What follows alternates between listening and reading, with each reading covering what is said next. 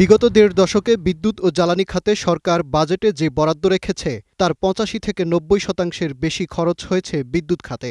মূলত জ্বালানি খাতকে অবহেলায় রেখে আমদানি নির্ভরতা বাড়ানো এবং বিদ্যুৎ খাতে লুটপাটের ক্ষেত্র তৈরি করাই ছিল এর লক্ষ্য, এমনটাই বলছেন বিশেষজ্ঞরা। কোম্পানির অর্থ বিনিয়োগ সরকারি বিনিয়োগ হিসেবে ঘোষণা দিতে হবে বাজেটে। কোম্পানির আয় ব্যয় বাজেটে রিফ্লেকশন হতে হবে এবং বেসরকারি খাতের বিনিয়োগও এর মধ্যে আসতে হবে। রিনিউয়েবল এনার্জি খাতে সমস্ত জায়গা থেকে ট্যাক্স, ভ্যাট, এক্সামশন দেওয়া, ওয়েভ করে দেওয়া, মওকুফ করা।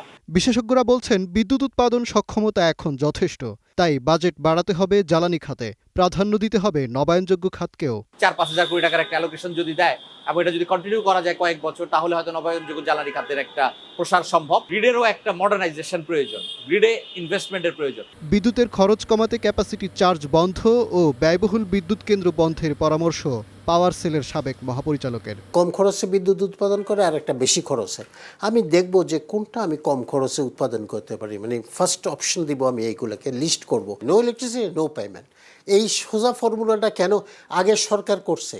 দে আর ক্রিমিনাল, এটা বলতে পারে যে তাদের সঙ্গে আমাদের মিল নেই, আমরা জনগণের নির্বাচিত সরকার। অর্থনীতিবিদরা বলছেন বাপেক্সের সক্ষমতা বাড়ানো সহ গ্যাস উত্তোলনের পেছনে সরকারের নজর দেয়া প্রয়োজন আসছে বাজেটে। কিভাবে আমাদের নতুন এক্সপ্লোরেশনে আমরা যেতে পারি, এইসব জায়গায় বরাদ্দ আমাদের অনেক রাখতে হবে। আমাদের বাপেক্সকে শক্তিশালী করে আমাদের অনশোর যে আমাদের ড্রিলিং, এগুলো আমাদের বাড়াতে হবে, সেগুলোর জন্য পর্যাপ্ত পরিমাণে অর্থায়ন থাকতে হবে বাজেটে। চলতি অর্থ বছরে বিদ্যুৎ খাতে বাজেট ছিল ২০,৩৪২ কোটি টাকা, আসছে বাজেটে তা কমে হতে পারে ১৯,৫০ কোটি টাকা। মাজহার মাহবুব, স্টার নিউজ, ঢাকা।